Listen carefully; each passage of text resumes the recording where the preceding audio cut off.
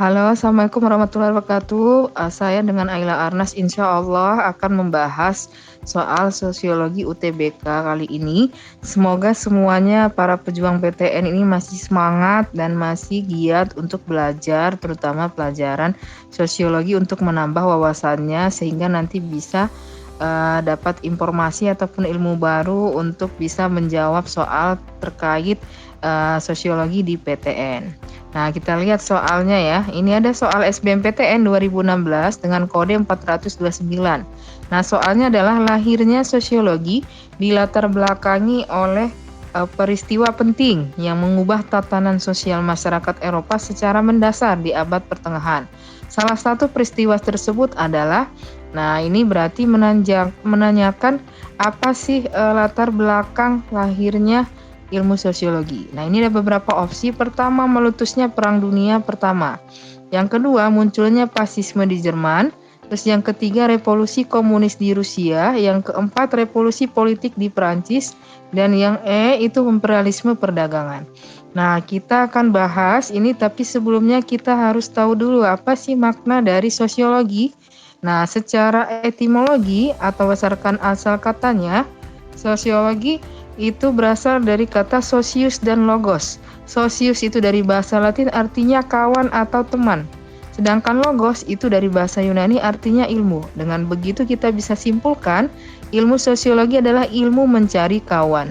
Nah, sedangkan sosiologi kalau misalnya kita definisikan secara umum, sosiologi merupakan ilmu pengetahuan atau ilmu tentang sifat dan perkembangan masyarakat, ilmu tentang struktur sosial, proses sosial, dan perubahannya.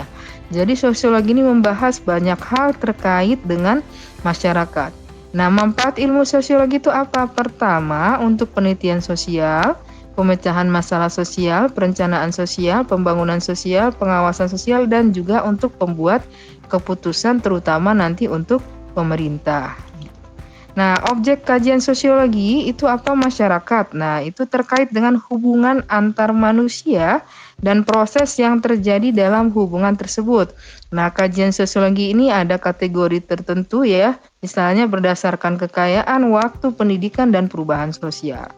Nah, kemudian cabang-cabang ilmu sosiologi itu akan dipelajari di mana? Ada nanti sosiologi hukum, keluarga, gender, ekonomi, kesehatan, pertanian, politik, pendidikan, perkotaan. Nah, pokoknya banyak sekali nanti ya cabang-cabang ilmu sosiologi. Hampir semua mungkin jurusan itu dia mempelajari tentang sosiologi di dalamnya terkait jurusan tersebut. Nah, terus ciri-ciri ilmu sosiologi itu ada 4. Yang pertama ada teoritis. Teoritis itu apa? Menyusun hasil abstraksi berdasarkan observasi mendalam menjadi sebuah teori. Nah, terus ada empiris itu berdasarkan fakta atau hasil observasi, logika, dan tidak spekulatif. Nah, terus yang ketiga ada pembaharuan atau penyempurnaan teori-teori lama atau teori sebelumnya secara logis. Kemudian yang keempat ada non-etis, yaitu tidak memandang baik atau buruknya suatu perkara, sehingga di konsep non-etis ini memunculkan konsep bebas nilai terhadap suatu hal. Nah, ini ciri-ciri ilmu sosiologi ini biasanya suka keluar ya di ujian PTN. Nah, ini mungkin bisa menambah wawasan. Nah, terus kita lihat nih sejarah lahirnya ilmu sosiologi. Sejarah lahirnya itu yaitu berkaitan dengan peristiwa penting yang mengubah tatanan sosial masyarakat Eropa secara mendasar di abad pertengahan, pada saat terjadinya revolusi politik di Prancis dan revolusi ekonomi atau revolusi industri di Inggris. Nah, adanya revolusi-revolusi ini mengakibatkan munculnya fenomena eksploitasi pekerja, baik itu tingkat anak-anak, urbanisasi, demokratisasi, dan lain sebagainya. Nah, adanya persoalan-persoalan ataupun perubahan-perubahan yang terjadi itu tidak mampu dijawab oleh tradisi lama, maka dicarilah sebuah metode ilmiah untuk menemukan jawaban atas persoalan yang sedang marak terjadi pada waktu itu. Kemudian, dari situlah muncul ilmu sosiologi untuk membahas persoalan yang lagi bergejolak di masyarakat sebagai ilmu pengetahuan.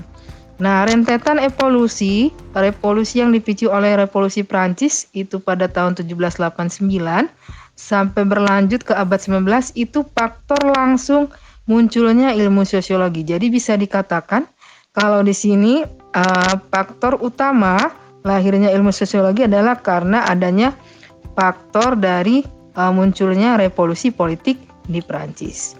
Nah, revolusi politik di Prancis ini mempengaruhi lahirnya sosiologi dengan semboyannya itu liberté artinya kebebasan, égalité itu artinya persamaan, dan fraternité artinya persaudaraan yang memiliki dampak sangat luas baik di dalam maupun di luar negeri. Jadi ini secara global ya. Secara global baik di bidang politik, ekonomi dan juga sosial itu sangat berpengaruh besar. Nah, istilah ilmu sosiologi sendiri itu awalnya diperkenalkan oleh ilmuwan bernama Auguste Comte yang sampai saat ini dikenal dengan Bapak Sosiologi Dunia. Jadi kalau misalnya ada pertanyaan, Bapak Sosiologi Dunia siapa? Yaitu Auguste Comte. Dalam sejarahnya Auguste Comte ini lebih banyak memberikan pernyataan bahwa objek dari kajian sosiologi adalah manusia dan masyarakat yang memiliki hal ataupun yang saling berkaitan satu sama lain secara keseluruhan. Jadi nggak bisa dipisahkan. Nah, berdasarkan soal tersebut, kita sudah paparkan ya latar belakangnya munculnya ilmu sosiologi itu kapan? Yaitu adanya peristiwa revolusi politik di Prancis. Oleh karena itu, jawabannya yang benar terdapat pada opsi D ya. Demikian mungkin untuk pembahasan soal kali ini. Semoga bermanfaat, semoga menambah wawasan dan nanti bisa banyak jawab soalnya dengan benar banyak dan bisa diterima di PTN favoritnya. Wassalamualaikum warahmatullahi wabarakatuh. Sampai jumpa lagi insya Allah nanti di pembahasan sosiologi berikutnya. Sayonara semuanya. Jazakumullah khairan. Thank you ya semuanya.